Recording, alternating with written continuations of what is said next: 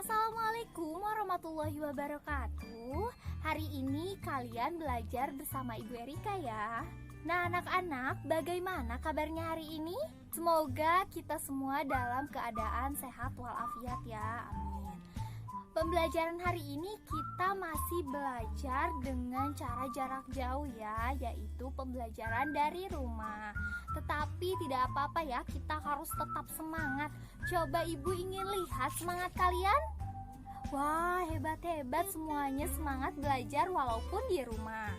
Tidak lupa, Ibu akan selalu mengingatkan untuk tetap menerapkan protokol kesehatan, yaitu 5M.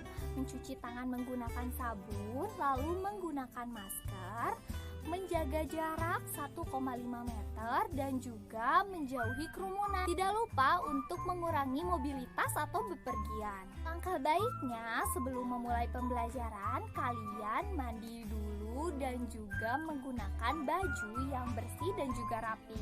Selain itu, tidak lupa untuk sarapan pagi, karena selain mengisi perut agar perut tidak kosong, kalian juga akan lebih semangat. Sebelum memulai pembelajaran, kalian siapkan peralatan belajar seperti alat tulis dan juga buku tulis.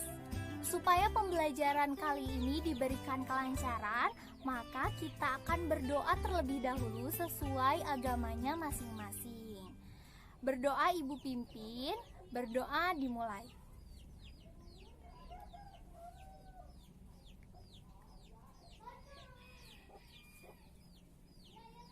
Berdoa dicukupkan.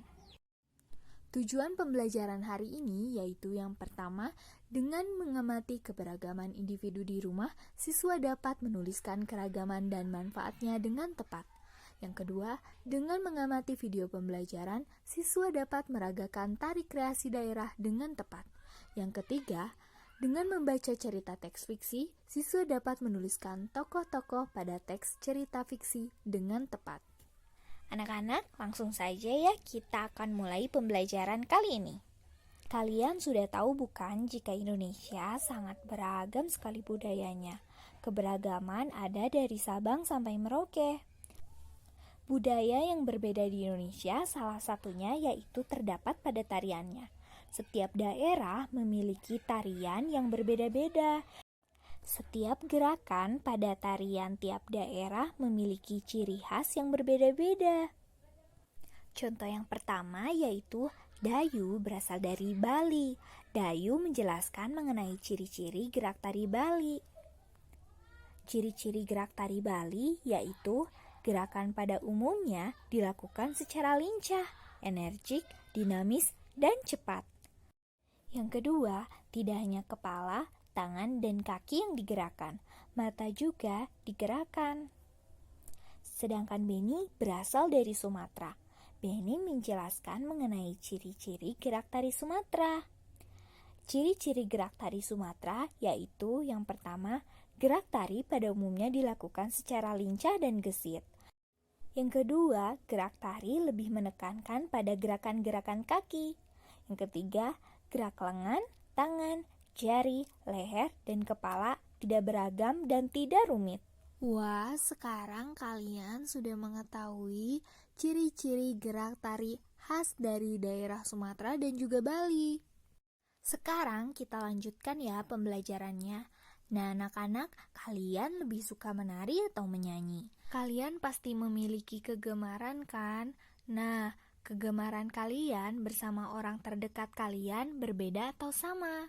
Nah, sekarang coba kalian tanyakan kepada orang yang ada di sekitar kalian, seperti ayah, ibu, adik, atau kakak, atau orang yang ada di sekitar kalian terkait kegemaran mereka.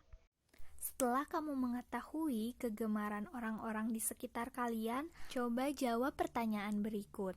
Yang pertama yaitu, apa manfaat kegemaranmu bagi dirimu sendiri? Yang kedua, apakah kegemaran orang di sekitarmu memberi manfaat untukmu dan lingkungan sekitarmu? Jika ada manfaatnya, sebutkan manfaatnya. Lalu yang ketiga, apakah kegemaranmu mengganggu orang lain? Bagaimana supaya kegemaranmu tidak mengganggu orang lain? Tuliskan jawabanmu dan perlihatkan kepada gurumu. Kita lanjutkan ke pembelajaran selanjutnya. Coba di sini siapa yang pernah ke daerah Papua? Wah, ibu sangat ingin sekali pergi ke daerah Papua karena di sana banyak sekali keunikan-keunikan yang ada. Salah satu keunikan yang ada di Papua yaitu Gunung Jayawijaya yang terkenal dengan puncaknya yang tertutup salju. Tidak hanya itu, Papua memiliki jenis fauna yang terkenal yaitu burung cendrawasih. Pernahkah kamu membaca cerita rakyat Papua tentang burung cendrawasih? Jika belum, mari kita baca bersama. Asal-usul burung cendrawasih. Di suatu daerah di Papua, tinggal seorang anak laki-laki bernama Kueya. Kueya tinggal bersama ibu dan adik-adik tirinya. Adik-adik tiri Kueya tidak menyukai Kueya.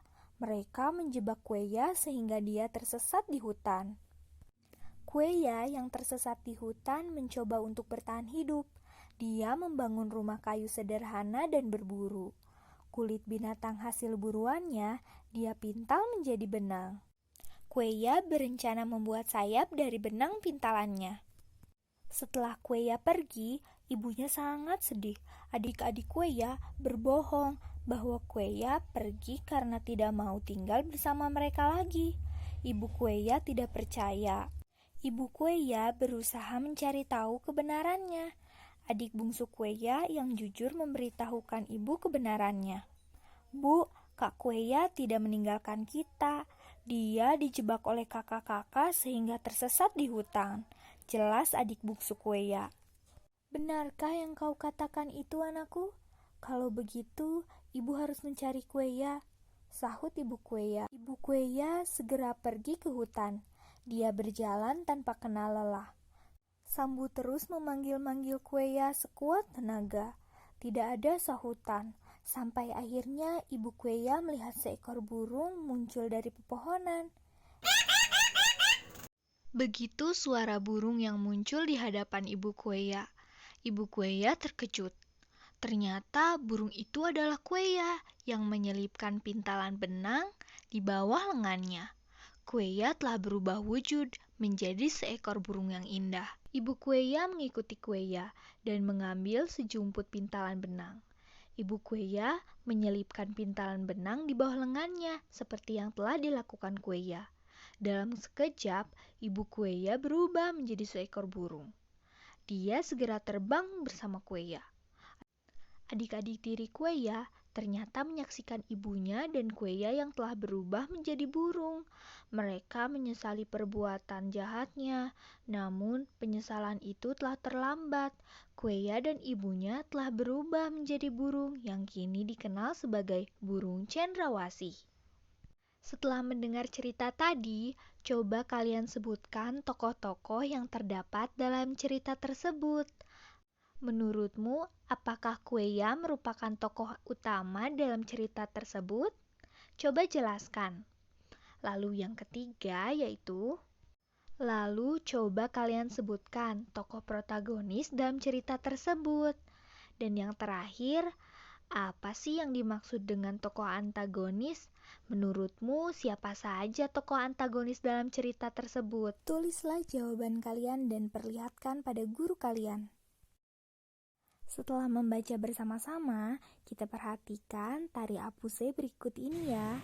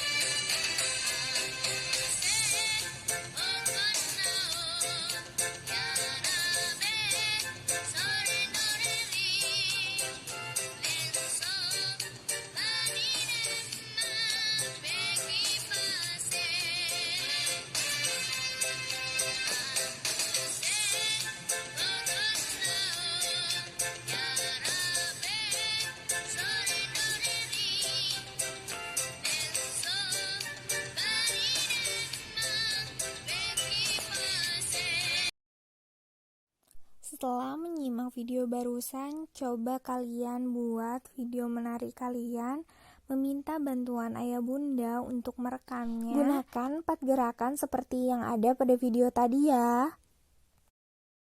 Anak-anak, alhamdulillah ya, untuk pembelajaran hari ini kita sudah selesai. Semoga pembelajaran kali ini bisa kalian terapkan dalam kehidupan sehari-hari, dan semoga ilmu yang kita pelajari hari ini bermanfaat.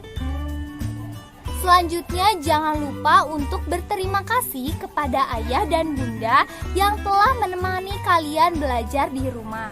Tetap semangat belajar dan jangan lupa untuk tetap menerapkan protokol kesehatan. Sekian pembelajaran hari ini, semoga kita bisa bertemu dengan materi selanjutnya. Wassalamualaikum warahmatullahi wabarakatuh.